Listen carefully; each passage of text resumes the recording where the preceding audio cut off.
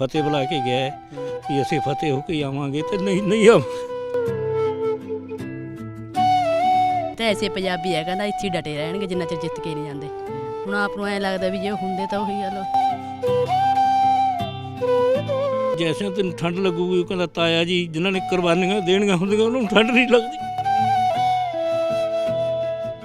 ਮੈਨੂੰ ਮਾਣ ਵੀ ਹੈ ਵੀ ਮੇਰੇ ਬੇਟੇ ਨੇ ਬਠਿੰਡੇ ਦਾ ਪਹਿਲਾ ਸ਼ਹੀਦ ਹੋਣ ਦਾ ਮਾਣ ਪ੍ਰਾਪਤ ਕੀਤਾ ਹੈ ਔਰ ਉਹਨਾਂ ਦੀਆਂ ਕੁਰਬਾਨੀਆਂ ਨੇ ਅੱਜ ਰੰਗ ਲਿਆਂਦਾ ਹੈ। ਨਾ ਬਲਾਕ ਦੇ ਨੇ ਨਾ ਜ਼ਿਲ੍ਹੇ ਦੇ ਨੇ ਕਦੇ ਕੋਈ ਗੇੜਾ ਨਹੀਂ ਮਾਰਿਆ, ਨਾ ਹੀ ਕਦੇ ਫੋਨ ਤੇ ਪੁੱਛਿਆ ਵੀ ਤੁਹਾਡਾ ਹਾਲ ਕੀ ਹੈ ਜਾਂ ਕਿਸ ਤਰ੍ਹਾਂ ਹੋ। ਅੱਗੇ ਤੋਂ ਬਾਅਦ ਕੋਈ ਇਹੋ ਜਿਹੀ ਉਹ ਨਾ ਕਰਨ ਤਾਂ ਕਿ ਦੁਬਾਰਾ ਕੋਈ ਸ਼ਹੀਦ ਨਾ ਹੋਵੇ ਜਾਂ ਵੀ ਕਿਸੇ ਦੇ ਪਰਿਵਾਰ ਚੋਂ ਕੋਈ ਵਿਛੜੇ ਨਾ। ਸਾਡੇ ਘਰ ਵੀ ਨਹੀਂ ਬਸ ਐਂ ਨਹੀਂ ਝਾਕਿਆ ਨਹੀਂ, ਪਤਾ ਨਹੀਂ ਕਾਲ ਸੀ ਉਹਨੂੰ ਵੀ ਮੈਨੂੰ ਮੋੜ ਨਾ ਲੈਣ।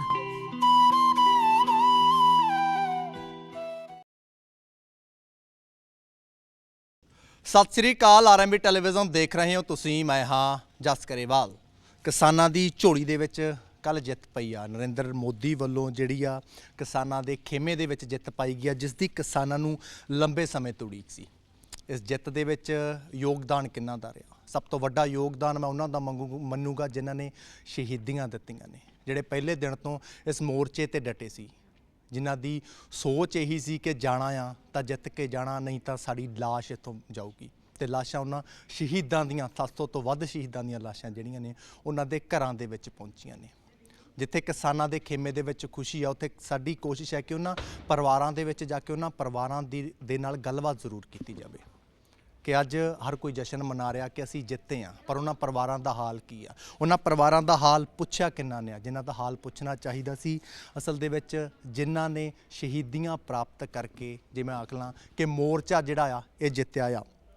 ਜੇਕਰ 26 ਤਰੀਕ ਤੋਂ ਬਾਅਦ 20 ਦਿਨ ਬਾਅਦ ਦੀ ਮੈਂ ਗੱਲ ਕਰਾਂ ਤਾਂ ਜਿਹੜੀ ਹੈਗੀ ਸ਼ਹੀਦੀ ਪ੍ਰਾਪਤ ਕਰਦੇ ਨੇ ਜੈ ਸਿੰਘ ਪਿੰਡ ਤੁੰਗਵਾਲੀ ਜ਼ਿਲ੍ਹਾ ਬਠਿੰਡਾ ਦੇ। ਅੱਜ ਉਹਨਾਂ ਦੇ ਪਰਿਵਾਰ ਦੇ ਵਿੱਚ ਅਸੀਂ ਖੜੇ ਹਾਂ, ਪਰਿਵਾਰ ਦੇ ਨਾਲ ਗੱਲਬਾਤ ਕਰਾਂਗੇ। ਖਾਸ ਗੱਲਬਾਤ ਕਰਾਂਗੇ ਕਿ ਕਿਸਾਨ ਜਥੇਬੰਦੀਆਂ ਨੇ ਸਾਥ ਕਿੰਨਾ ਕੁ ਦਿੱਤਾ, ਸਰਕਾਰ ਨੇ ਜੋ ਚੀਜ਼ਾਂ ਐਲਾਨੀਆਂ ਨੇ, ਸਰਕਾਰ ਨੇ ਨੌਕਰੀ ਐਲਾਨੀ ਹੋਈ ਆ, ਸਰਕਾਰ ਨੇ ਜਿਹੜਾ ਹੈ ਮੁਆਵਜ਼ੇ ਦੀ ਗੱਲ ਵੀ ਕੀਤੀ ਸੀ ਕਿ ਉਹਨਾਂ ਨੂੰ ਮੁਆਵਜ਼ਾ ਮਿਲੇਗਾ, ਉਹ ਕਿੰਨਾ ਕੁ ਮਿਲਿਆ? ਤੇ ਸਰਕਾਰੀ ਨੌਕਰੀ ਜਿਹੜੀ ਉਹਨਾਂ ਦੇ ਤੱਕ ਪਹੁੰਚੀ ਆ ਜਾਂ ਸਿਰਫ ਹਜੇ ਕਾਗਜ਼ਾਂ ਤੱਕ ਹੀ ਪਹੁੰਚੀ ਆ, ਘਰ ਤੱਕ ਨਹੀਂ ਪਹੁੰਚੀ। ਤੇ ਕਿਸਾਨ ਜਥੇਬੰਦੀਆਂ ਜਿਹੜੀਆਂ ਆਖਦੀਆਂ ਨੇ ਕਿ ਸਾਡੇ ਮੈਂਬਰ ਬਣੋ, ਸਾਡੇ ਨਾਲ ਜੁੜ ਕੇ ਚੱਲੋ, ਜਿਹੜਾ ਉਹਨਾਂ ਦੇ ਨਾਲ ਜੁੜ ਕੇ ਚੱਲਦਾ ਉਹਨਾਂ ਦੀ ਗੱਲਬਾਤ, ਉਹਨਾਂ ਦੀ ਸਾਰ ਕਿੰਨੀ ਕੁ ਲੈ ਜਾਂਦੀ ਆ। ਜੈ ਸਿੰਘ ਬਾਈ ਦੇ ਪਰਿਵਾਰ ਦੇ ਵਿੱਚ ਆ, ਉਹਨਾਂ ਦੇ ਫਾਦਰ ਸਾਹਿਬ ਸਾਡੇ ਨਾਲ ਹੋਣਗੇ, ਉਹਨਾਂ ਦੇ ਪਰਿਵਾਰਕ ਮੈਂਬਰ ਸਾਡੇ ਨਾਲ ਹੋਣਗੇ। ਸਤਿ ਸ਼੍ਰੀ ਅਕਾਲ, ਸਵਾਗਤ ਹੈ। ਸਤਿ ਸ਼੍ਰੀ ਅਕਾਲ। ਸਤਿ ਸ੍ਰੀ ਅਕਾਲ ਜੀ। ਅੱਛਾ ਜੀ, ਸਭ ਤੋਂ ਪਹਿਲਾਂ ਤਾਂ ਮੈਨੂੰ ਇਹ ਗੱਲ ਦੱਸਿਓ ਕਿ ਜੈ ਸਿੰਘ ਜਦੋਂ ਬਾਈ ਗਿਆ ਸੀ, ਇਹ ਆ ਕੇ ਗਿਆ ਸੀ ਕਿ ਜਾਣਾ ਆ ਤਾਂ ਜਿੱਤ ਕੇ ਹੀ ਮੁੜਨਾ ਆ? ਹਾਂਜੀ, ਜਦੋਂ ਜੈ ਸਿੰਘ ਘਰੋਂ ਤੁਰਿਆ ਸੁਬਾਹ, ਉਦੋਂ 6 ਵਜੇ ਦਾ ਟਾਈਮ ਸੀਗਾ, ਇੱਥੋਂ ਟਰਾਲਾ ਲੈ ਕੇ ਚੱਲੇ ਆ ਔਰ ਇਹ ਗੱਲ ਮੈਨੂੰ ਫਤਿਹ ਬੁਲਾ ਕੇ ਗਿਆ ਹੈ ਵੀ ਅਸੀਂ ਫਤਿਹ ਹੋ ਕੇ ਆਵਾਂਗੇ ਤੇ ਨਹੀਂ ਆਵਾਂਗੇ।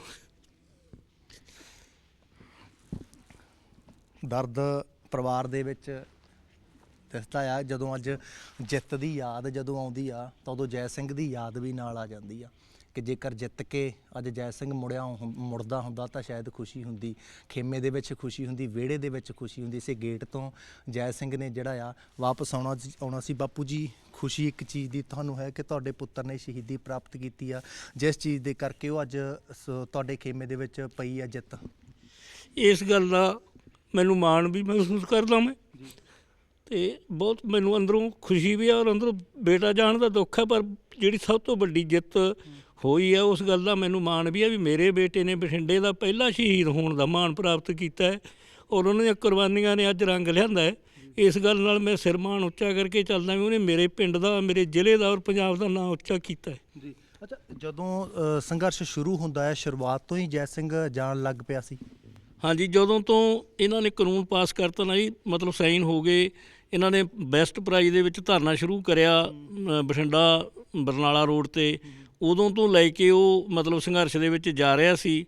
ਔਰ ਜਦੋਂ ਮਤਲਬ ਉਸ ਤੋਂ ਬਾਅਦ ਇਹਨਾਂ ਨੇ ਦਿੱਲੀ ਚੱਲੋ ਦਾ ਨਾਅਰਾ ਦਿੱਤਾ, ਉਦੋਂ ਬਾਅਦ ਫਿਰ ਉਹ ਮਤਲਬ ਗਿਆ। ਪਹਿਲਾਂ ਉਹਦਾ ਵੱਡਾ ਭਰਾ ਵੀ ਗਿਆ ਹੋਇਆ ਸੀ, ਉਹ ਵੀ ਉੱਥੇ ਸੀ। ਮੈਂ ਉਹਨੂੰ ਕਿਹਾ, ਮੈਂ ਕਿਹਾ ਉਹਨੂੰ ਵਾਪਸ ਆ ਜਾਣ ਦੇ, ਤੂੰ ਫੇਰ ਚਲਾ ਜਾਈਂ। ਉਹ ਕਹਿੰਦਾ ਉਦੋਂ ਤੱਕ ਸ਼ਾਇਦ ਕਹਿੰਦਾ ਸਮਝੌਤਾ ਹੋ ਗਿਆ, ਤਾਂ ਕਹਿੰਦਾ ਮੈਂ ਤਾਂ ਫਿਰ ਰਹਿ ਜਾਊਂਗਾ। ਇਸ ਕਰਕੇ ਉਹਦੇ ਵਿੱਚ ਜਜ਼ਬਾ ਇੰਨਾ ਸੀ ਤੇ ਉਹ ਕਹਿੰਦਾ ਵੀ ਮੈਂ ਤਾਂ ਕਿਸਾਨੀ ਸੰਘਰਸ਼ ਦੇ ਵਿੱਚ ਜਾਣਾ ਹੀ ਜਾਣਾ ਹੈ।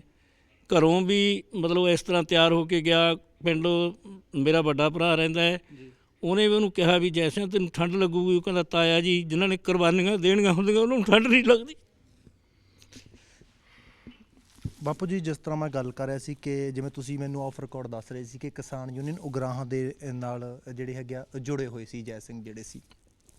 ਉਸ ਤੋਂ ਬਾਅਦ ਜਦੋਂ ਜੈ ਸਿੰਘ ਦੀ ਜਿਹੜੀ ਹੈਗੀ ਸ਼ਹੀਦੀ ਹੁੰਦੀ ਹੈ, ਜੈ ਸਿੰਘ ਦੀ ਕੁਰਬਾਨੀ ਜਿਹੜੀ ਹੈ ਜੈ ਸਿੰਘ ਦਿੰਦੇ ਨੇ, ਤਾਂ ਮੈਨੂੰ ਇੱਕ ਗੱਲ ਦੱਸਿਓ ਕਿ ਸਰਕਾਰ ਵੱਲੋਂ ਜਿਹੜੀ ਸਰਕਾਰ ਨੇ ਆਖਿਆ ਸੀ, ਅਨਾਉਂਸ ਕੀਤਾ ਸੀ, ਸਰਕਾਰ ਵੱਲੋਂ ਪੈਸਾ ਜਿਹੜਾ ਪਰਿਵਾਰ ਨੂੰ ਮਿਲਿਆ? ਹਾਂਜੀ, ਸਰਕਾਰ ਵੱਲੋਂ ਜਿਹੜਾ ਪਹਿਲਾ ਚੈੱਕ ਸੀ 5 ਲੱਖ ਰੁਪਏ ਦਾ ਉਹ ਮਿਲ ਚੁੱਕਿਆ ਹੈ ਜੀ। ਉਹ ਉਦੋਂ ਹੀ ਤੁਰੰਤ ਮਿਲ ਗਿਆ ਸੀ ਜੀ। ਉਹ ਆਫਟਰ ਡੈਥ। ਜੀ ਜੀ। ਤੇ ਸਰਕਾਰੀ ਨੌਕਰੀ ਦੀ ਵੀ ਗੱਲ ਜਿਹੜੀ ਹੈ ਸਰਕਾਰ ਹੁਣ ਕਹਿ ਰਹੀ ਹੈ ਕਿ ਸਰਕਾਰੀ ਨੌਕਰੀ ਜਿਹੜੀ ਹੈ ਪਰਿਵਾਰਕ ਮੈਂਬਰ ਨੂੰ ਦਿੱਤੀ ਜਾਣੀ, ਹਾਲੇ ਤੱਕ ਮਿਲੀ ਹੈ ਜਾਂ ਸਿਰਫ ਕਾਗਜ਼ਾਂ ਦੇ ਵਿੱਚ ਹੀ ਹੈ? ਨਹੀਂ, ਹਜੇ ਤੱਕ ਨਹੀਂ ਮਿਲੀ ਜੀ, ਕਾਗਜ਼ਾਂ ਦੇ ਵਿੱਚ ਉਹਨਾਂ ਦਾ ਪ੍ਰੋਸੈਸ ਹੀ ਚੱਲ ਰਿਹਾ ਹੈ। ਤੇ ਉਸ ਤਰ੍ਹਾਂ ਪਤਾ ਲੱਗਿਆ ਵੀ ਹੁਣ ਜਿਹੜੇ ਸਾਡੇ ਨਾਲ ਦੇ ਕੁਝ ਬੰਦਿਆਂ ਨੂੰ ਮਿਲੀ ਹੈ, 7 ਬੰਦਿਆਂ ਨੂੰ ਬਠਿੰਡੇ ਜ਼ਿਲ੍ਹੇ ਦਿਆਂ ਨੂੰ ਮਿਲ ਚੁੱਕੀ ਹੈ। ਡੀਸੀ ਦਫ਼ਤਰ ਦੇ ਵਿੱਚ ਕਲਾਸ 4 ਦੀ ਉਹਨਾਂ ਨੇ ਡਿਊਟੀ ਦਿੱਤੀ ਹੈ ਜਿਹੜੇ ਅੰਡਰ ਗ੍ਰੈਜੂਏਟ ਹੈ। ਤੇ ਸਾਨੂੰ 6 ਬੰਦਿਆਂ ਨੂੰ ਹਜੇ ਰਹਿੰਦੇ ਆ ਉਸ ਤੋਂ। ਤੇ ਉਹ ਇਹ ਹੈ ਵੀ ਕਹਿੰਦੇ ਵੀ ਮੰਤਰੀ ਸਾਹਿਬ ਨੂੰ ਵੀ ਅਸੀਂ ਮਿਲ ਕੇ ਆਏ ਸੀ, ਉਹ ਕਹਿੰਦੇ ਵੀ ਅਸੀਂ 1-2 ਦਿਨਾਂ ਦੇ ਵਿੱਚ ਪ੍ਰੋਗਰਾਮ ਰੱਖ ਕੇ ਤੁਹਾਨੂੰ ਇਹ ਵੰਡਾਂਗੇ। ਆਰਡਰ ਹੋਏ ਵੇ ਆ 17/9/2021 ਨੂੰ ਆਰਡਰ ਹੋ ਚੁੱਕੇ ਆ 13 ਬੱਚਿਆਂ ਦੇ। ਤੇ ਇਹਨਾਂ ਦੇ ਵਿੱਚੋਂ ਮਤਲਬ ਜਿਹੜੀ ਹੈਗੀ ਆ ਸਰਵਿਸ ਦੇ 7 ਬੰਦਿਆਂ ਨੂੰ ਆਰਡਰ ਮਿਲ ਚੁੱਕੇ ਹੈ, ਉਹਨਾਂ ਨੇ ਜੁਆਇਨ ਵੀ ਕਰ ਲਿਆ।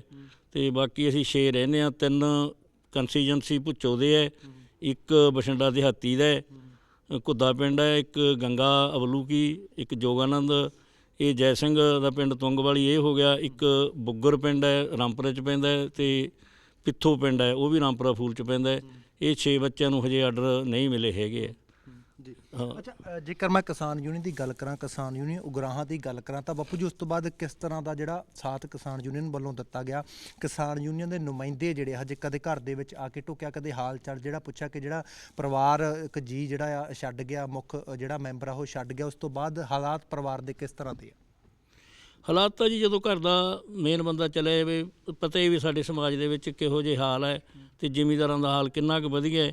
ਜਦੋਂ ਉਹ ਸੀਗਾ ਆਪ ਇੱਥੇ ਬੈਠਾ ਸੀ ਤਾਂ ਘੱਟੋ ਘੱਟ ਸਾਡੇ ਕੋਲ 24 ਪਸ਼ੂ ਸੀ ਜਿਨ੍ਹਾਂ ਦੀ ਉਹ ਸੰਭਾਲ ਕਰਦਾ ਸੀ। ਅਸੀਂ ਦੁੱਧ ਪਾ ਕੇ ਵੀ ਵਧੀਆ ਸਾਡਾ ਗੁਜ਼ਾਰਾ ਚੱਲੀ ਜਾਂਦਾ ਸੀ। ਉਸ ਤੋਂ ਬਾਅਦ ਸਾਡੇ ਕੋਲ ਸਿਰਫ 7 ਪਸ਼ੂ ਬਾਕੀ ਆ। ਅਸੀਂ ਟਰਨ ਬਾਈ ਟਰਨ ਜਿਹੋ ਜਿਹਾ ਪਸ਼ੂ ਤਿਆਰ ਹੋਈ ਜਾਂਦਾ ਵੇਚੀ ਜਾਂਦੇ ਹਾਂ।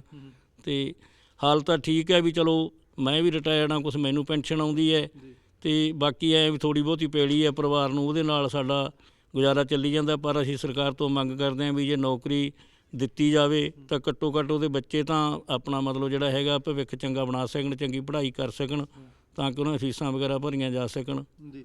ਅੱਛਾ, ਜੇਕਰ ਮੈਂ ਕਿਸਾਨ ਜਥੇਬੰਦੀ ਦੀ ਗੱਲ ਕਰਾਂ, ਕਿਸਾਨ ਯੂਨੀਅਨ ਉਗਰਾਹਾਂ ਦੀ ਗੱਲ ਕਰਾਂ, ਉਹਨਾਂ ਵੱਲੋਂ ਸਰਕਾਰ ਨੇ ਜੋ ਆਖਿਆ, ਸਰਕਾਰ ਨੇ ਚਲੋ ਜਦੋਂ ਤੁਸੀਂ ਦੱਸਿਆ ਕਿ ਮੁਆਵਜ਼ੇ ਦੀ ਗੱਲ ਸੀ, ਮੁਆਵਜ਼ਾ ਤੁਹਾਡੇ ਤੱਕ ਜਿਹੜਾ ਪਹੁੰਚ ਗਿਆ, ਤੁਹਾਡੇ ਪਰਿਵਾਰ ਤੱਕ ਪਹੁੰਚਿਆ। ਸਰਕਾਰੀ ਨੌਕਰੀ ਹਾਲੇ ਸਿਰਫ ਅਨਾਊਂਸ ਆ। ਕਿਸਾਨ ਯੂਨੀਅਨ ਦੀ ਗੱਲ ਕਰਾਂ, ਕਿਸਾਨ ਯੂਨੀਅਨ ਵੱਲੋਂ ਕਿਸੇ ਵੀ ਕਿਸਾਨ ਜਥੇਬੰਦੀ ਵੱਲੋਂ ਤੁਹਾਡੇ ਘਰ ਤੱਕ ਆਏ ਨੇ, ਤੁਹਾਡੇ ਘਰ ਟੁੱਕੇ ਨੇ, ਜਾਂ ਫਿਰ ਕਿਸੇ ਤਰ੍ਹਾਂ ਦੀ ਵਿੱਤੀ ਸਹਾਇਤਾ ਤੁਹਾਡੇ ਪਰਿਵਾਰ ਨੂੰ ਦਿੱਤੀ ਹੈ? ਨਹੀਂ ਜੀ, ਹਜੇ ਤੱਕ ਕਿਸੇ ਜਥੇਬੰਦੀ ਵੱਲੋਂ ਵੀ, ਕਿਸਾਨ ਯੂਨੀਅਨ ਦੀ ਕਿਸੇ ਜਥੇਬੰਦੀ ਵੱਲੋਂ ਵੀ ਵਿੱਤੀ ਸਹਾਇਤਾ ਨਹੀਂ ਆਈ। ਔਰ ਭੋਗ ਤੋਂ ਬਾਅਦ ਕਿਸੇ ਜ਼ਿੰਮੇਵਾਰ ਮਤਲਬ ਅਹੁਦੇਦਾਰ ਨੇ, ਨਾ ਬਲਾਕ ਦੇ ਨੇ ਨਾ ਜ਼ਿਲ੍ਹੇ ਦੇ ਨੇ, ਕਦੇ ਕੋਈ ਗੇੜਾ ਨਹੀਂ ਮਾਰਿਆ, ਨਾ ਹੀ ਕਦੇ ਫੋਨ 'ਤੇ ਪੁੱਛਿਆ ਵੀ ਤੁਹਾਡਾ ਹਾਲ ਕੀ ਹੈ ਜਾਂ ਕਿਸ ਤਰ੍ਹਾਂ ਹੋ। ਤੇ ਇਸ ਗੱਲ ਦਾ ਸਾਨੂੰ ਥੋੜ੍ਹਾ ਗਿਲਾ ਵੀ ਹੈ। ਜੀ। ਅੱਛਾ, ਇੱਕ ਚੀਜ਼ ਤੁਸੀਂ ਹੋਰ ਦੱਸ ਰਹੇ ਸੀ ਕਿ ਜਦੋਂ ਸਾਈਨ ਵੀ ਕਰਵਾਉਣੇ ਸੀ ਜਿਹੜੇ ਹੈਗੇ ਕਿਸਾਨ ਯੂਨੀਅਨ ਦੇ ਮੈਂਬਰ ਬਣਦੇ, ਦਿਖਾਉਣ ਦੇ ਲਈ ਕਿ ਹਾਂਜੀ ਕਿਸਾਨ ਯੂਨੀਅਨ ਦੇ ਇਹ ਕਿਸਾਨ ਯੂਨੀਅਨ ਉਗਰਾਹਾਂ ਦੇ ਜੈ ਸਿੰਘ ਜਿਹੜੇ ਮੈਂਬਰ ਨੇ, ਤਾਂ ਉਹਦੇ ਲਈ ਵੀ ਸ਼ਾਇਦ ਕਾਫੀ ਜਿੱਦਾਂ ਤੁਸੀਂ ਦੱਸਿਆ ਕਿ ਸੀ ਕਿ ਦਿੱਕਤਾਂ ਦਾ ਸਾਹਮਣਾ ਕਰਨਾ ਪਿਆ। ਹਾਂ, ਉਹਦੀ ਖਾਤਰ ਵੀ ਜੀ ਮੈਨੂੰ 2-3 ਦਿਨ ਚੱਕਰ ਲਾਉਣੇ ਪਏ ਧਰਨੇ 'ਤੇ ਜਾ ਕੇ, ਤੇ ਫਿਰ ਉਹਨਾਂ ਨੇ ਮੈਨੂੰ ਮਤਲਬ ਸਾਈਨ ਕਰਕੇ ਦਿੱਤੇ। ਤੇ ਪਰ ਇਹ ਨਹੀਂ ਹੋਇਆ ਵੀ ਜਿਸ ਤਰ੍ਹਾਂ ਮਤਲਬ ਵੀ ਇੱਕ ਬੱਚਾ ਸ਼ਹੀਦ ਹੋਇਆ ਵੀ ਉਹਨੂੰ ਪਹਿਲ ਦੇ ਆਧਾਰ 'ਤੇ ਜਿਹੜੀ ਚੀਜ਼ ਅਸੀਂ ਡਿਮਾਂਡ ਕੀਤੀ ਹੋਵੇ ਵੀ ਉਹ ਸਾਨੂੰ ਫੋਨ 'ਤੇ ਹੀ ਸਾਡੇ ਘਰੇ ਪਹੁੰਚਾਈ ਹੋਵੇ, ਇਹ ਨਹੀਂ ਹੋ ਸਕਿਆ। ਅੱਛਾ, ਫੋਨ 'ਤੇ ਮਤਲਬ ਤੁਸੀਂ ਆਖਿਆ ਹੋਣਾ ਕਿ ਯਾਰ ਇਹ ਚੀਜ਼ ਮੇਰੀ ਕਰਕੇ ਦਿਓ, ਪਰ ਫਿਰ ਵੀ ਤੁਹਾਨੂੰ ਸਮਾਂ ਹੋਰ ਦਿੱਤਾ? ਹਾਂ, ਮੈਨੂੰ ਮਤਲਬ ਫੋਨ 'ਤੇ ਹੀ ਕਿਹਾ ਕਿ ਵੀ ਤੁਸੀਂ ਉੱਥੇ ਆ ਜਾਓ ਧਰਨਾ ਸਥਾਨ 'ਤੇ, ਉੱਥੋਂ ਤੁਹਾਨੂੰ ਦੇ ਦਿਆਂਗੇ। ਉੱਥੋਂ ਵੀ ਮੈਨੂੰ ਦੂਸਰੇ ਦਿਨ ਹੀ ਮਿਲਿਆ, ਮੈਨੂੰ 2 ਚੱਕਰ ਲਾਉਣੇ ਪਏ, 3 ਚੱਕਰ ਫਿਰ ਇਹ ਹੋਇਆ ਜੀ। ਅੱਛਾ, ਉਸ ਤੋਂ ਬਾਅਦ ਤੁਸੀਂ ਬਾਪੂ ਜੀ ਫਿਰ ਦਿੱਲੀ ਗਏ? ਉਸ ਤੋਂ ਬਾਅਦ ਕਦੇ? ਨਹੀਂ, ਉਸ ਤੋਂ ਬਾਅਦ ਮੈਂ ਤਾਂ ਨਹੀਂ ਦਿੱਲੀ ਗਿਆ, ਮੇਰੀ ਉਮਰ ਜ਼ਿਆਦਾ ਹੈਗੀ, ਮੈਂ ਤਾਂ ਜਾ ਹੀ ਨਹੀਂ ਸਕਦਾ ਸੀ। ਤੇ ਮੇਰਾ ਵੱਡਾ ਬੇਟਾ ਜੈ ਸਿੰਘ ਤੋਂ ਪਹਿਲਾਂ ਵੀ ਗਿਆ ਹੋਇਆ ਸੀ, ਉਦੋਂ ਬਾਅਦ ਵੀ ਉਹਨਾਂ ਨੇ ਮਤਲਬ ਟਰਨ ਬਾਈ ਟਰਨ ਉੱਥੇ ਹੀ ਰਹੇ ਆ। ਹੁਣ ਵੀ ਉਹ ਕੱਲ੍ਹ ਜਦੋਂ ਇਹ ਜਿੱਤ ਦੀ ਖੁਸ਼ੀ ਮਿਲੀ ਆ ਉਦੋਂ ਉਹ ਉੱਥੇ ਹੀ ਸੀ, ਮੇਰਾ ਵੱਡਾ ਬੇਟਾ ਸੁਖਵਿੰਦਰ ਸਿੰਘ। ਉਦੋਂ ਬਾਅਦ ਉੱਥੋਂ ਉਹ ਆਏ ਆ ਜਦੋਂ ਕੱਲ੍ਹ ਇਹ ਅਨਾਊਂਸ ਹੋ ਗਿਆ, ਉਦੋਂ ਮਗਰੋਂ ਘਰੇ ਪਹੁੰਚੇ ਹੈ। ਤੇ ਅਸੀਂ ਟਰਨ ਵਾਰੀ ਮਤਲਬ ਸਾਡੇ ਪਿੰਡ ਦੇ ਵਿੱਚੋਂ ਇਹਨਾਂ ਨੇ ਲੰਗਰ ਲਾਇਆ ਹੋਇਆ ਉੱਥੇ, ਪਿੰਡ ਤੁੰਗਵਾਲੀ ਦੇ ਨਾਂ ਤੇ, ਕਿਸਾਨ ਦੇ ਨਾਂ ਤੇ, ਜੈ ਸਿੰਘ ਦੇ ਨਾਂ ਤੇ ਲਾਇਆ ਹੋਇਆ। ਉਹ ਲੰਗਰ ਦੇ ਵਿੱਚ ਇਹ ਸੇਵਾ ਉਦੋਂ ਤੋਂ ਹੀ ਕਰਦੇ ਆ ਰਹੇ, ਜਿਹੜਾ ਕਿ ਹਜੇ ਵੀ ਚੱਲ ਰਿਹਾ। ਤੇ ਉੱਥੇ ਵਾਰੀ-ਵਾਰੀ ਸਾਡੇ ਪਰਿਵਾਰ ਦਾ ਮੈਂਬਰ ਕੋਈ ਨਾ ਕੋਈ ਹਾਜ਼ਰ ਰਹਿੰਦਾ ਹੀ ਹੈ, ਚਾਹੇ ਜੇ ਵਿੱਚ ਦੀ ਗੈਪ ਵੀ ਪੈ ਜਾਂਦਾ ਕੰਮ ਧੰਦੇ ਦੇ ਹਿਸਾਬ ਕਿਤਾਬ ਨਾਲ, ਪਰ ਇੱਕ ਬੰਦਾ ਸਾਡੇ ਪਰਿਵਾਰ 'ਚੋਂ ਹਾਜ਼ਰ ਰਹਿੰਦਾ ਹੈ। ਜੀ ਅੱਛਾ ਬਾਪੂ ਜੀ, ਇੱਥੇ ਇੱਕ ਗੱਲ ਲੱਗਦੀ ਹੈ ਕਿ ਸ਼ਾਇਦ ਜਥੇਬੰਦੀ ਨੂੰ, ਯੂਨੀਅਨ ਨੂੰ, ਜੇਕਰ ਮੈਂ ਗੱਲ ਕਰਾਂ ਤਾਂ ਕਿਤੇ ਪੁੱਛ-ਗਿੱਛ ਕਰਨੀ ਚਾਹੀਦੀ ਸੀ, ਆਉਣਾ ਜਾਣਾ ਤਾਂ ਜ਼ਰੂਰ ਚਾਹੀਦਾ ਸੀ, ਕਿਉਂਕਿ ਸ਼ਹੀਦੀ ਜਿਹੜੀ ਆ ਉਹ ਜਥੇਬੰਦੀ ਤੌਰ ਤੇ ਜਿਹੜੀ ਪ੍ਰਾਪਤ ਕੀਤੀ, ਕਿਉਂਕਿ ਜਦੋਂ ਸ਼ਾਇਦ ਜਾਣਾ ਹੁੰਦਾ ਤਾਂ ਉਦੋਂ ਕਿਸਾਨ ਯੂਨੀਅਨ ਵੱਲੋਂ ਹੋਕਾ ਜ਼ਰੂਰ ਦਬਾਇਆ ਜਾਂਦਾ ਕਿ ਹਰ ਘਰ ਦਾ ਭਾਈ ਇੱਕ ਮੈਂਬਰ ਜਿਹੜਾ ਜ਼ਰੂਰ ਪਹੁੰਚੋ। ਤਾਂ ਜੇਕਰ ਉਸ ਕਿਸੇ ਮੈਂਬਰ ਦੀ ਸ਼ਹੀਦੀ ਜਿਹੜੀ ਹੁੰਦੀ ਤਾਂ ਤੁਹਾਨੂੰ ਨਹੀਂ ਲੱਗਦਾ ਕਿ ਕਿਸਾਨ ਜਥੇਬੰਦੀ ਨੂੰ ਹਾਲ ਚਾਲ ਤਾਂ ਜ਼ਰੂਰ ਪੁੱਛਣਾ ਚਾਹੀਦਾ ਆ? ਇਹ ਤਾਂ ਮੈਂ ਪਹਿਲਾਂ ਵੀ ਤੁਹਾਨੂੰ ਕਹਿ ਚੁੱਕਿਆ ਵੀ ਮੈਂ ਇਹ ਸੋਚਦਾ ਸੀ ਵੀ ਉਹਨਾਂ ਨੂੰ ਘੱਟੋ ਘੱਟ ਆ ਕੇ ਇਹ ਤਾਂ ਪੁੱਛਣਾ ਚਾਹੀਦਾ ਸੀਗਾ ਵੀ ਤੁਹਾਡਾ ਗੁਜ਼ਾਰਾ ਕਿਸ ਤਰ੍ਹਾਂ ਹੋ ਰਿਹਾ, ਜਾਂ ਤੁਸੀਂ ਕਿਸ ਤਰ੍ਹਾਂ ਰਹਿ ਰਹੇ ਹੋ, ਜਾਂ ਉਹਨਾਂ ਦੇ ਬੱਚਿਆਂ ਦਾ ਹਾਲ ਕੀ ਹੈ, ਜਾਂ ਕੋਈ ਬੱਚੇ ਦੀ ਕਿਸੇ ਦੀ ਸਕੂਲ ਦੀ ਫੀਸ ਤਾਂ ਨਹੀਂ ਭਰਨ ਤੋਂ ਰਹਿੰਦੀ, ਜਾਂ ਕਿਸੇ ਬੱਚੇ ਕੋਲੇ ਵੀ ਕੋਈ ਹੈਗਾ ਵੀ ਸਾਧਨ ਜਾਂ ਨਹੀਂ ਹੈ। ਇਸ ਗੱਲ ਦਾ ਮੈਨੂੰ ਗਿਲਾ ਜ਼ਰੂਰ ਹੈ ਵੀ ਮੈਨੂੰ ਜਥੇਬੰਦੀ ਦੇ ਕਿਸੇ ਜ਼ਿੰਮੇਵਾਰ ਬੰਦੇ ਨੇ ਆ ਕੇ ਕਦੇ ਵੀ ਉਹ ਨਹੀਂ ਕੀਤਾ। ਮੈਨੂੰ ਪਿੰਡ ਨੇ ਬਹੁਤ ਜ਼ਿਆਦਾ ਸਹਿਯੋਗ ਦਿੱਤਾ। ਅੱਛਾ ਜੀ, ਪਿੰਡ ਵੱਲੋਂ ਸਹਿਯੋਗ? ਪਿੰਡ ਨੇ ਮੈਨੂੰ ਬਹੁਤ ਸਹਿਯੋਗ ਦਿੱਤਾ ਹੈ। ਪਿੰਡ 'ਚੋਂ ਤਾਂ ਇਹ ਹੈ ਵੀ ਕਿਸੇ ਕੰਮ ਧੰਦੇ ਦੀ ਲੋੜ ਪਈ ਹੈ ਜਾਂ ਕਿਸੇ ਵੀ ਚੀਜ਼ ਦੀ, ਉਹਨਾਂ ਨੇ ਮਤਲਬ ਪਹਿਲੀ ਆਵਾਜ਼ 'ਤੇ ਹੀ ਸਾਰਾ ਪਿੰਡ ਨੇ ਮਤਲਬ ਨਾਲ ਚੱਲ ਕੇ ਸਹਿਯੋਗ ਦਿੱਤਾ। ਜੀ ਜੀ। ਅੱਛਾ ਭੈਣ, ਕੀ ਕਹੋਗੇ ਜਦੋਂ ਜੈ ਸਿੰਘ ਗਏ ਹੋਣੇ ਆ ਤਾਂ ਕੀ ਆਖ ਕੇ ਗਏ ਸੀ, ਕੀ ਆਖਦੇ ਸੀ ਤੁਹਾਨੂੰ? ਬਸ ਕੁਛ ਨਹੀਂ ਆਖ ਕੇ ਗਏ ਸੀ, ਬਸ ਕਹਿੰਦੇ ਜਿੱਤ ਕੇ ਆਵਾਂਗੇ ਜੀ। ਹਾਂਜੀ। ਅੱਛਾ, ਜਿੱਦਾਂ ਸਹਿਯੋਗ ਦੀ ਗੱਲ ਬਾਪੂ ਜੀ ਹੋਰਾਂ ਨੇ ਜਿਸ ਤਰ੍ਹਾਂ ਦੇ ਨਾਲ ਕੀਤੀ ਆ ਕਿ ਹਜੇ ਤੱਕ ਕੋਈ ਆ ਕੇ ਨਹੀਂ ਟੋਕਿਆ, ਇਸ ਚੀਜ਼ ਦਾ ਕਿਤੇ ਨਾ ਕਿਤੇ ਗਿਲਾ ਹੈ ਕਿ ਹਲੇ ਤੱਕ ਜਿਸ ਯੂਨੀਅਨ ਦੇ ਨਾਲ ਹੋ ਕੇ ਚੱਲਿਆ ਉਹਨਾਂ ਦੇ ਵਿੱਚੋਂ ਕੋਈ ਆ ਕੇ ਤੱਕ ਨਹੀਂ ਟੋਕਿਆ? ਨਹੀਂ ਜੀ, ਕੋਈ ਨਹੀਂ ਆਇਆ ਜੀ। ਨਹੀਂ ਜੀ, ਹਾਲ ਚਾਲ ਪੁੱਛਣ ਕੋਈ ਆਇਆ? ਨਹੀਂ, ਕੋਈ ਨਹੀਂ ਆਇਆ ਜੀ। ਬਸ ਐਂ ਵੀ ਵੀਡੀਓ ਬਣਾਈ ਜਾਂਦੇ ਸੀ, ਮੈਂ ਤਾਂ ਕਹੀ ਜਾਂਦੇ ਸੀ, ਕਹਿੰਦੇ ਮੋਦੀ ਨੂੰ ਆਏ ਵੀ ਐਂ ਵਗ ਜਾਣਗੇ ਇਹ, ਵੀ ਤਾਂ ਐਸੇ ਪੰਜਾਬੀ ਹੈ, ਕਹਿੰਦਾ ਇੱਥੇ ਡਟੇ ਰਹਿਣਗੇ ਜਿੰਨਾ ਚਿਰ ਜਿੱਤ ਕੇ ਨਹੀਂ ਜਾਂਦੇ। ਹੁਣ ਆਪ ਨੂੰ ਐਂ ਲੱਗਦਾ ਵੀ ਜੇ ਹੁੰਦੇ ਤਾਂ ਉਹੀ ਗੱਲ, ਉਹ ਵੀ ਉੱਥੇ ਵੀਡੀਓ ਬਣਾ ਕੇ ਭੇਜਦੇ ਰਹੇ। ਫਿਰ ਤਾਂ ਅੱਜ ਖੁਸ਼ੀ ਉਹਨਾਂ ਨੂੰ ਵੀ ਦੁੱਗਣੀ ਹੋਣੀ ਸੀ। ਹਾਂਜੀ, ਪੂਰੀ ਖੁਸ਼ੀ ਹੋਣੀ ਸੀ। ਉਹ ਤਾਂ ਬਾਹਲਾ ਉਹ ਕਰਦੇ ਸੀ ਜੀ ਮੋਬਾਇਲ 'ਤੇ, ਭੱਜੇ ਆਉਂਦੇ ਕਹਿੰਦੇ ਲੈ ਆਪਾਂ ਜਿੱਤ ਰਹੇ ਬਸ। ਤੁਹਾਨੂੰ ਗਏ ਸੀ 26 ਤਰੀਕ ਨੂੰ ਤਿਆਰੀ ਸੀ ਜਿਹਦੇ ਸ਼ੁਰੂ ਹੋਇਆ ਧਰਨਾ ਦਾ। ਨਵੰਬਰ ਦੀ? ਹਾਂਜੀ ਜੀ। ਅਤੇ ਉਹ ਬਸ ਮੈਂ ਹੀ ਨਾ ਕਿਹਾ, ਮੈਂ ਕਿਹਾ ਚੱਲ ਵਗ ਜਾਓ ਵੀ ਹਜੇ ਤਾਂ ਬਹੁਤ ਟਾਈਮ ਲੱਗੂਗਾ।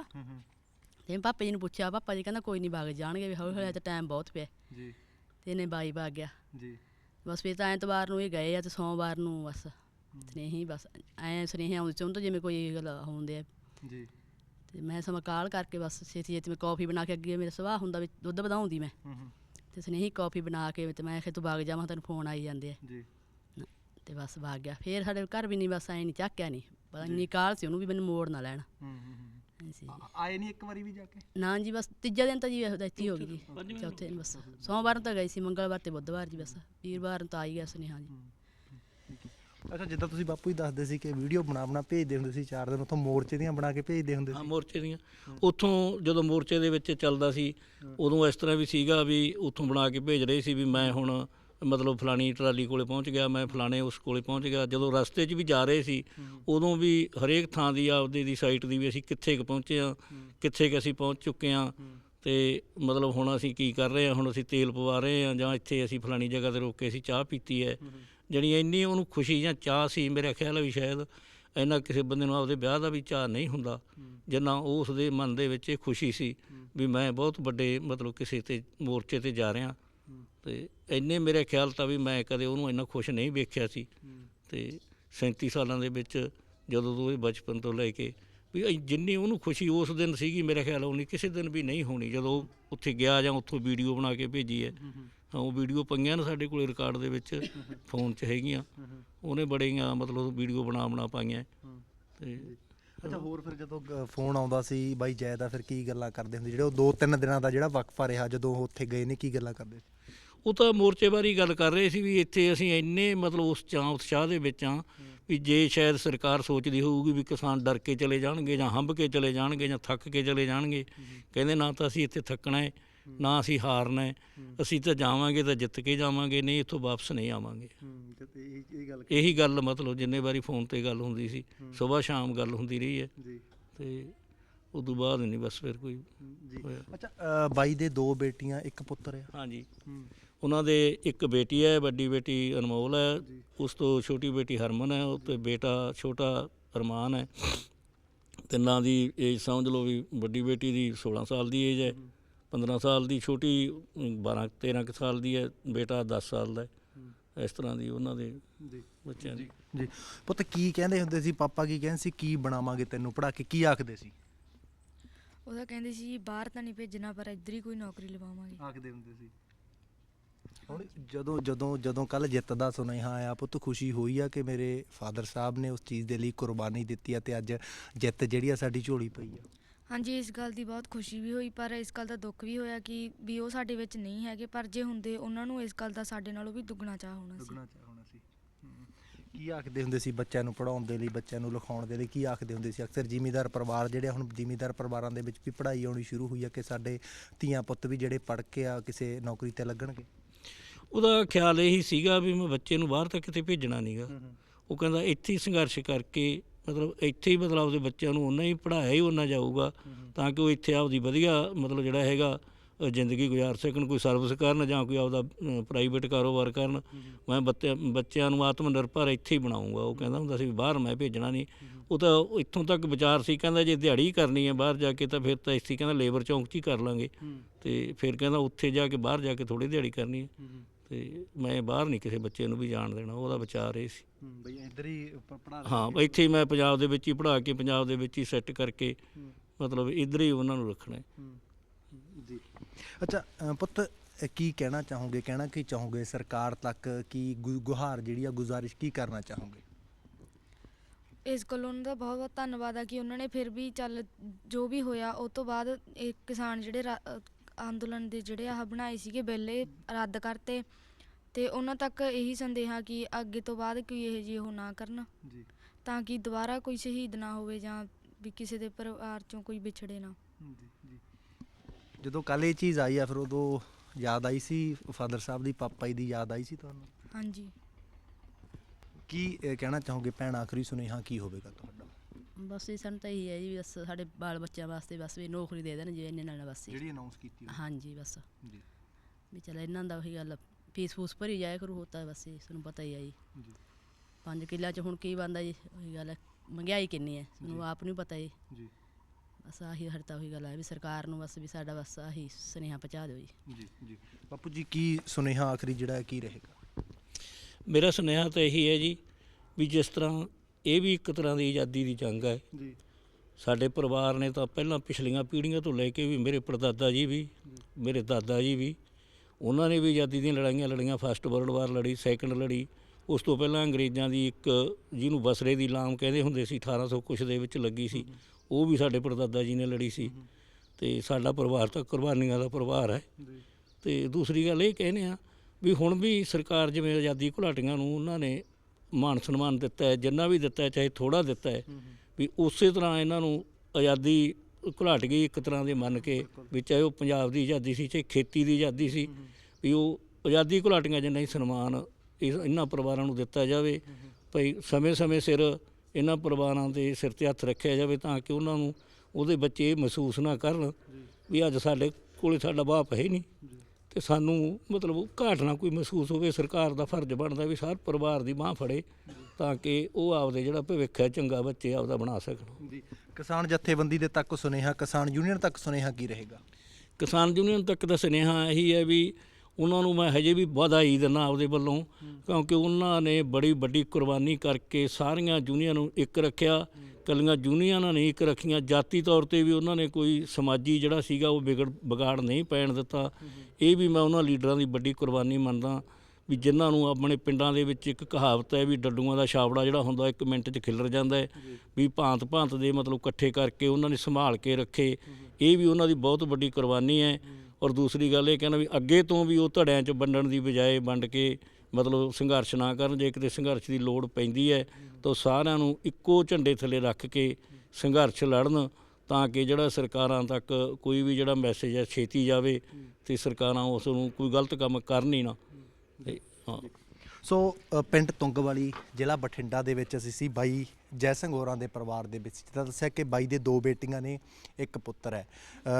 ਮੁਆਵਜ਼ਾ ਜਿਹੜਾ ਆ ਉਹ ਬਾਈ ਦੇ ਪਰਿਵਾਰ ਤੱਕ ਪਹੁੰਚ ਚੁੱਕਿਆ। ਬਾਪੂ ਜੀ ਨੇ ਦੱਸਿਆ ਕਿ ਜੇਕਰ ਅੱਜ ਮੇਰਾ ਪੁੱਤਰ ਹੁੰਦਾ ਤਾਂ ਮੈਨੂੰ ਖੁਸ਼ੀ ਜਿਹੜੀ ਆ ਉਹ ਦੂਣੀ ਹੋਣੀ ਸੀ, ਕਿਉਂਕਿ ਉਹ ਆ ਕੇ ਗਿਆ ਸੀ ਕਿ ਅਸੀਂ ਜਿੱਤ ਕੇ ਮੁੜਾਂਗੇ। ਬਾਪ ਦੀ ਅੱਖ ਦੇ ਵਿੱਚ ਅਥਰੂ ਦੇਖਿਆ, ਭੈਣ ਦੀ ਅੱਖ ਦੇ ਵਿੱਚ ਜਿਹੜਾ ਅਥਰੂ ਦੇਖਿਆ, ਕਿਉਂਕਿ ਅੱਗ ਤੇ ਕਿ ਉਹ ਦੁੱਖ ਬੜਾ ਹੁੰਦਾ ਆ ਜਦੋਂ ਇੱਕ ਪਿਓ ਜਿਹੜਾ ਆ ਆਪਣੇ ਪੁੱਤਰ ਦੀ ਜਿਹੜੀ ਅਰਥੀ ਚੁੱਕਦਾ ਤੇ ਇਸ ਪਿਓ ਨੇ ਉਹ ਅਰਥੀ ਚੁੱਕੀ ਆ। ਪਰ ਗਿਲਾ ਜਿਹੜਾ ਕਿਸਾਨ ਯੂਨੀਅਨ ਤੱਕ ਵੀ ਜ਼ਰੂਰ ਕੀਤਾ ਕਿ ਭੋਗ ਤੱਕ ਤਾਂ ਜ਼ਰੂਰ ਆਇਆ ਪਰ ਉਸ ਤੋਂ ਬਾਅਦ ਆ ਕੇ ਕਦੇ ਹਾਲ ਚਾਲ ਨਹੀਂ ਪੁੱਛਿਆ, ਸਾਡਾ ਪਰਿਵਾਰ ਕਿਸ ਹਾਲ ਦੇ ਵਿੱਚ ਵਸਦਾ ਆ। ਜਿੱਦਾਂ ਬਾਪੂ ਜੀ ਨੇ ਦੱਸਿਆ ਕਿ 5 ਕਿੱਲੇ ਟੋਟਲ ਪਰਿਵਾਰ ਦੇ ਕੋਲ ਪੈਲੀ ਆ, ਪਸ਼ੂਆਂ ਦੇ ਨਾਲ ਜਿਹੜਾ ਆ ਗੁਜ਼ਾਰਾ ਕਰਦੇ ਸੀ ਪਸ਼ੂਆਂ ਦਾ ਦੁੱਧ ਵੇਚ ਕੇ। ਪਰ ਉਹਨਾਂ ਦੇ ਜਾਣ ਤੋਂ ਬਾਅਦ, ਜੈ ਸਿੰਘ ਦੇ ਜਾਣ ਤੋਂ ਬਾਅਦ ਵੀ ਕਹਿੰਦੇ ਕਿ ਕਰਕੇ ਅਸੀਂ ਪਸ਼ੂ ਜਿਹੜੇ ਆ ਉਹ ਵੇਚਣੇ ਸ਼ੁਰੂ ਕਰ ਦਿੱਤੇ ਆ। ਕਿਸਾਨ ਜਿਹੜੇ ਹੈਗੇ ਆ ਜਿੱਤੇ ਆ, ਜੰਗ ਜਿਹੜੀ ਅਸੀਂ ਜਿੱਤੀ ਆ, ਪਰ ਸਾਡੀ ਕੋਸ਼ਿਸ਼ ਆ ਉਹਨਾਂ ਸ਼ਹੀਦ ਪਰਿਵਾਰਾਂ ਦੇ ਘਰਾਂ ਤੱਕ ਜਾ ਕੇ ਉਹਨਾਂ ਤੱਕ ਪਹੁੰਚ ਕਰਕੇ ਉਹਨਾਂ ਦਾ ਰਾਬਤਾ ਤੁਹਾਡੇ ਨਾਲ ਕਰਵਾਇਆ ਜਾਵੇ, ਉਹਨਾਂ ਦੀ ਅਸਲੀਅਤ ਜਿਹੜੀ ਆ ਉਹ ਕੈਮਰੇ ਦੇ ਰਾਹੀਂ ਤੁਹਾਡੇ ਤੱਕ ਜਿਹੜੀ ਆ ਸਾਂਝੀ ਕੀਤੀ ਜਾਵੇ ਕਿ ਸ਼ਹੀਦੀ ਸਾਡੇ ਲਈ ਦਿੱਤੀ ਆ। ਸ਼ਹੀਦੀ ਜੇਕਰ ਜ਼ਮੀਨਾਂ ਬਚੀਆਂ ਨੇ, ਇਕੱਲੇ ਜੈ ਸਿੰਘ ਦੀ ਜ਼ਮੀਨ ਨਹੀਂ ਬਚੀ, ਜ਼ਮੀਨ ਬਚੀ ਆ ਤਾਂ ਹਰ ਇੱਕ ਕਿਸਾਨ ਦੀ ਬਚੀ ਆ, ਲੱਖਾਂ ਕਿਸਾਨਾਂ ਦੀਆਂ ਬਚੀਆਂ ਨੇ। ਪਰ ਜਿਹੜੀ ਆ ਕਿੰਨੀ ਕੁ ਸਹਾਇਤਾ ਬਾਈ ਹੋਰਾਂ ਤੱਕ ਜਿਹੜੀ ਪਹੁੰਚੀ ਆ, ਬਾਈ ਹੋਰਾਂ ਦੇ ਪਰਿਵਾਰ ਤੱਕ ਖਾਸ ਕਰਕੇ ਜਿਹੜੀ ਪਹੁੰਚੀ ਆ। ਜੇਕਰ ਤੁਸੀਂ ਬਾਈ ਹੋਰਾਂ ਦੇ ਪਰਿਵਾਰ ਦੇ ਨਾਲ ਸੰਪਰਕ ਕਰਨਾ ਚਾਹੁੰਦੇ ਹੋ ਤਾਂ ਸੰਪਰਕ ਨੰਬਰ ਜਿਹੜਾ ਅਦਾਰੇ ਤੋਂ ਲੈ ਸਕਦੇ ਹੋ। ਇਸ ਤਰ੍ਹਾਂ ਦੀਆਂ ਮੁਲਾਕਾਤਾਂ ਲੈ ਕੇ ਸਮੇਂ-ਸਮੇਂ ਤੇ ਹਾਜ਼ਰ ਹੁੰਦੇ ਰਹਾਂਗੇ। ਹੁਣ ਆਪਣੇ ਦੋਸਤ ਜਸ ਕਰੇਵਾਲ ਦਿਓ ਇਜਾਜ਼ਤ, ਦੇਖਦੇ ਰਹੋ ਆਰਐਮਬੀ ਟੈਲੀਵਿਜ਼ਨ। ਧੰਨਵਾਦ ਜੀ।